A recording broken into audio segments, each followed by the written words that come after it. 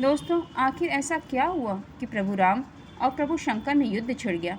बात उन दिनों की है जब श्री राम का अश्वमेध यज्ञ चल रहा था। श्री राम के छोटे भाई शत्रुघ्न के नेतृत्व में असंख्य वीरों की सेना सारे प्रदेश को जीतती चली जा रही थी। यज्ञ का घोड़ा चारों तरफ भ्रमण कराया जा रहा था। अंत में कई जगह भ्रमण करने के बाद यज्ञ का घोड़ा देवपुर पहुंचा, जहां का राजा वीरमणि था।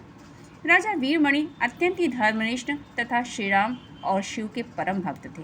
उनके दो पुत्र रुक्मांगद और शुभांगद वीरों में श्रेष्ठ थे। राजा वीरमणि के भाई वीर सिंह भी एक महारथी योद्धा थे। वीरमणि ने भगवान शंकर की तपस्या करके उन्हें प्रसन्न किया था और महादेव ने भी उनकी तपस्या से प्रसन्न होकर उनके पूरे राज्य की रक्षा का वरदान दिया था। महादेव के द्वारा रक्षित होने के कारण कोई भी राज्य उन पर आक्रमण करने का साहस नहीं करता था। जब अश्व का घोड़ा उनके राज्य में पहुंचा तो राजा वीरमणि के जो पुत्र थे रुक्मांगद उसे बंदी बना लिया और सैनिकों से कहा कि जाओ अयोध्या नगरी में जाकर शत्रुघ्न से कह दो कि विधिवत युद्ध करें और अश्व छुड़ा लें। जब रुक्मांगद ने इसकी सूचना अपने पिता को दी तो पिता बोले, बेटा, ये अनजाने में तुमने क्या कर दिया। श्री राम हमारे मित्र हैं, शत्रुता करने का कोई औचित्य नहीं, इसलिए तुम घोड़ा लौटा दो। रुक्मांगद ने कहा, पिताजी, मैंने तो युद्ध की चुनौती दे दी, अब बिना युद्ध के अश्व लौटाना हमारा और उनका दोनों का अपमान होगा, इसलिए आप मुझे युद्ध की आज्ञा दे दें। युद्ध की आज्ञा प्राप्त करके दोनों पुत्र विशाल सेना लेकर युद्ध क्षेत्र में आ पहुँचे।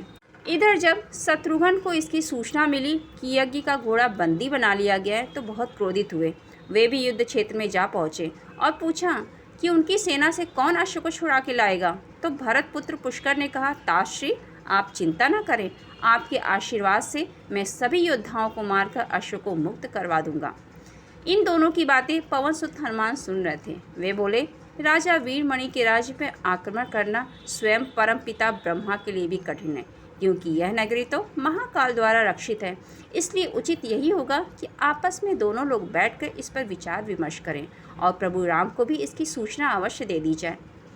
उनकी बात को सुनकर शत्रुघ्न बोले, अगर हमारे रहते भैया राम को युद्ध भूमि में आना पड़े तो हमारे लिए ये लज्जा की बात होगी। अब तो जो होगा देखा जाएगा, युद्ध अवश्य होगा। ऐसा कहकर वे सेना सहित युद्ध भूमि में पहुंच गए। दोनों सेनाओं में भयंकर युद्ध छिड़ गया।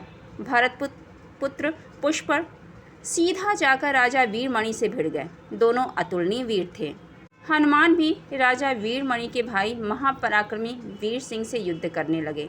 रुक्मांगद और शुभांगद ने शत्रुघ्न पर दावा बोल दिया। पुष्कर और वीरमणि में बड़ा घमासान युद्ध होने लगा। अंत में पुष्कर ने अपने बाणों से वीरमणि को मूर्छित कर दिया।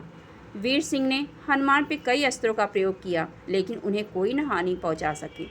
अंत में हनुमान ने एक विकट पेड़ से वीर सिंह पर वार किया, इससे वीर सिंह भी मूर्छित हो गए। अंत में शत्रुघ्न ने भी दोनों भाइयों को नागपाश में बांध लिया। अपनी विजय को देखकर शत्रुघ्न की सेना जय जयकार करने लगी। उधर राजा वीर सिंह की मूर्छा दूर हुई तो उन्होंने देखा उनकी सेना हार के कगार पे है। यह देखकर उन्होंने रुद्र महादेव शंकर का स्मरण किया। महादेव ने अपने भक्त को मुसीबत में जान देखकर सारे गणों को युद्ध क्षेत्र में भेज दिया। अब शिव के गण तथा शत्रुघ्न की सेना में भयंकर युद्ध होने लगा।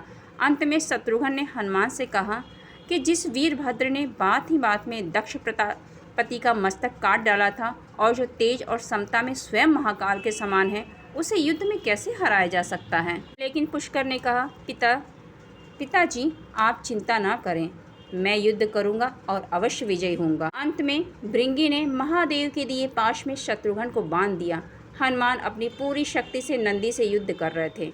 उन दोनों ने ऐसा युद्ध किया जैसे पहले किसी ने नहीं किया था। काफी देर लड़ने के बाद कोई और उपाय न देखकर नंदी ने शिवास्त्र का प्रयोग कर हनुमान को पराभूत कर दिया। यह सब देखकर हनुमान ने शत्रुघ्न से कहा कि मैंने आपसे पहले ही कहा था कि ये नगरी महाकाल द्वारा रक्षित है, लेकिन आपने मेरी बात नहीं मानी। अब इस संकट से बचाव का एक ही उपाय है, प्रभु श्री राम को याद करें। अपने भक्तों की पुकार सुनकर श्री राम तत्काल लक्ष्मण और भरत के साथ वहां आ गए। श्री राम ने सबसे पहले शत्रुघ्न को मुक्त कराया और उधर लक्ष्मण ने हनुमान को मुक्त करा दिया। श्री राम ने सारी सेना के साथ शिवगणों पर धावा बोल दिया। जल्दी उन्हें यह पता चल गया कि शिवगणों पर साधारण अस्त्र बेकार है, इसलिए उन्होंने महर्षि विश्वामित्र द्वारा दिए गए दिव्यास्त्रों से वीरभद्र और नंदी सहित सारी सेना को विदीर्ण कर दिया। श्री राम के सामने सारे गणों ने एक स्वर में महादेव का आह्वान करना शुरू कर दिया। जब महादेव ने देखा कि उनकी सेना बड़े कष्ट में है तो वे स्वयं युद्ध क्षेत्र में प्रकट हुए। जब महाकाल ने युद्ध क्षेत्र में प्रवेश किया तो उनके तेज से श्री राम की सारी सेना मूर्छित हो गई। जब श्री राम ने देखा स्वयं महादेव रण क्षेत्र में आए हैं तो उन्होंने शस्त्र का त्याग कर भगवान रुद्र को दंडवत प्रणाम किया एवं उनकी स्तुति की। प्रभु राम ने महाकाल से कहा कि मैंने आपके प्रताप से ही रावण का वध किया। आप स्वयं ज्योतिर्लिंग में रामेश्वर में पधारे। हमारा जो बल है, शक्ति है, आपके आशीर्वाद से ही है। यह जो यज्ञ मैंने किया है वह भी आपकी इच्छा से ही हो रहा है, इसलिए हम पर कृपा करें और युद्ध का अंत करें।